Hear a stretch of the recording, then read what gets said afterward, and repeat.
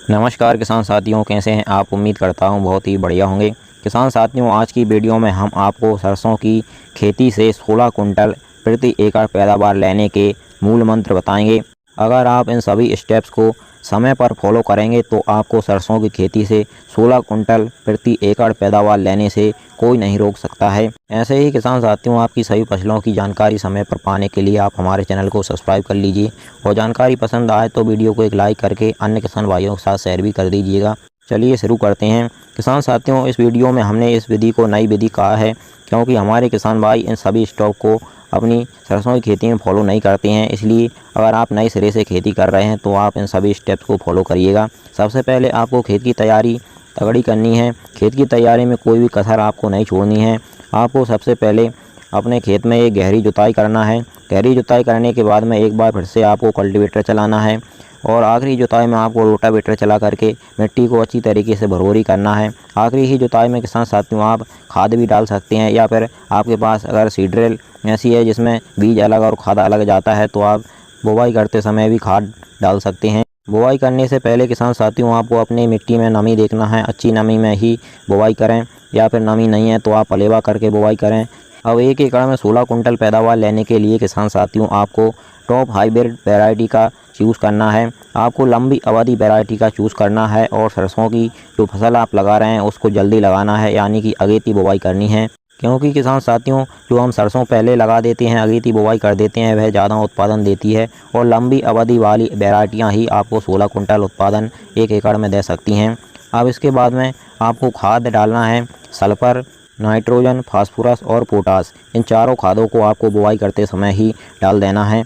आप इन चारों खादों की पूर्ति किसी भी प्रकार से कर सकते हैं, चाहे आप एसएसपी यानी सिंगल सुपर फास्फेट द्वारा करें, या फिर आप डीएपी द्वारा भी कर सकते हैं, या फिर आप एनपीके द्वारा भी कर सकते हैं। 1 एकड़ में 16 कुंटल पैदावार लेने के लिए किसान साथियों आपको ध्यान रखना है, आपको बीजों को ज़्यादा नहीं डालना है, यानी कि घनी सरसों नहीं होनी चाहिए और ज़्यादा फुटकर भी नहीं होनी चाहिए। मीडियम तरह के बीज आपके अंकुरित होने चाहिए, या फिर बीज ज़्यादा अंकुरित हो जाते हैं तो आप उनको बाद में उखड़वा भी सकते हैं। पौधे से पौधे की दूरी 1 फीट होनी चाहिए और यह दूरी अगर आप 1 एकड़ खेत में 1 किलो बीज डालेंगे तो आराम से हो जाएगी। 1 किलो बीज 1 एकड़ खेत के लिए पर्याप्त होता है। 16 कुंटल प्रति एकड़ पैदावार लेने के लिए किसान साथियों हम सही समय की बात करें तो आप 5 अक्टूबर से लेकर 25 अक्टूबर के बीच में सरसों की बुवाई कर सकते हैं। बीज अंकुरित होने के बाद में किसान साथियों आपको एक सिंचाई सही टाइम पर करना है। वह सिंचाई आपको 25 से 30 दिन के बीच में करना है और इस पहली सिंचाई में किसान साथियों आपको वह खाद अपनी सरसों की फसल को देना है जिस खाद को आप सरसों की बुवाई करते समय नहीं दे पाए हैं, या फिर आपने सभी खादों का प्रयोग बुवाई करते समय पर कर लिया है तो इस समय पर एक हल्का हल्का यूरिया सरसों की फसल को आप दे सकते हैं। सरसों की फसल में किसान साथियों आप जब पहली सिंचाई कर देते हैं उसके बाद में आपको 5 से 7 दिन जब आपकी पहली सिंचाई को हो जाए, यानी पहली सिंचाई के 5 से 7 दिन बाद आपको एक स्प्रे करना है। उस स्प्रे में आपको एनपीके 18-18-18 लेना है। एनपीके 18-18 में किसान साथियों नाइट्रोजन, फास्फोरस, पोटास समान मात्रा में पाए जाते हैं और इसमें एक तत्व और होता है, वह है सल्फर। इस समय पर अगर आप यह एक स्प्रे कर देंगे तो आपकी सरसों की फसल में जिस भी खाद उर्वरक की कमी होगी वह इस स्प्रे से पूर्ति उसकी हो जाएगी और आपकी सरसों की फसल अच्छी तरीके से हरी भरी बनी रहेगी। सिंचाई करने के बाद में उसमें कोई भी पीलापन नहीं आएगा और अच्छी तरीके से वह फुटाव और बढ़वार करेगी। एनपीके 18-18 की मात्रा की बात करें तो आपको 1 केजी लेना है 1 एकड़ खेत के लिए और 160 लीटर पानी के साथ में स्प्रे कर देना है। इसके बाद में आपको एक सिंचाई और करनी पड़ेगी। वह जब करनी है आपको जब आपकी सरसों की फसल में आधा फूल और आधी फलियां हों। फूल आते समय केवल जब आपकी सरसों की फसल में फूल ही फूल हो तो उस समय पर आपको भूल कर भी सिंचाई नहीं करनी है। जब आपकी सरसों की फसल में आधी फलियां और आधा फूल हो तो उस समय पर आपको एक आखिरी सिंचाई कर देनी है।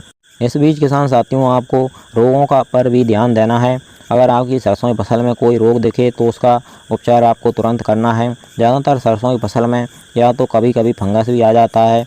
जैसे ही आपकी सरसों की फसल में आपको फंगस के लक्षण दिखें तो तुरंत आपको फंगीसाइड का स्प्रे कर देना है। कीटों की बात करें तो सरसों की फसल में जब फल फूल आते हैं तो उस समय पर महू मूले कीटों का अटैक होता है। ज़्यादातर आप अगेती सरसों की बुवाई कर देते हैं तो उसमें ज़्यादा कीटों का अटैक नहीं होता है, पछेती बुवाई में ज़्यादा होता है।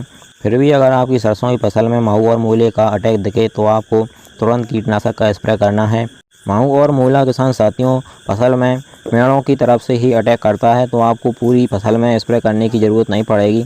आप समय समय पर पेड़ों की चारों तरफ स्प्रे करते रहें। यह सभी स्टेप्स किसान साथियों अगर आप समय पर अपनी सरसों की फसल में फॉलो करेंगे और अगर प्रकृति ने भी आपका साथ दिया तो आपको प्रति एकड़ सरसों की फसल से 16 कुंटल उत्पादन ही मिलेगा। प्रकृति का साथ इसलिए ज़रूरी है किसान साथियों, चाहे हम हमारी कोई भी फसल में कितनी भी मेहनत कर लें, जब तक हमारी फसल के अनुकूल प्रकृति नहीं होती है तब तक हमारी फसल उतना उत्पादन हमें नहीं दे पाती है जितना हम उससे अपेक्षा करते हैं। किसान साथियों, अगर आपको हमारी दी गई जानकारी अच्छी लगी हो तो आप हमारी वीडियो को एक लाइक ज़रूर करिएगा और अन्य जानकारी समय पर पाने के लिए चैनल को सब्सक्राइब करके अन्य किसान भाइयों के साथ इस वीडियो को शेयर भी कर दीजिएगा। चलिए फिर मिलते हैं इसी प्रकार की एक और नई जानकारी के साथ अगली वीडियो में।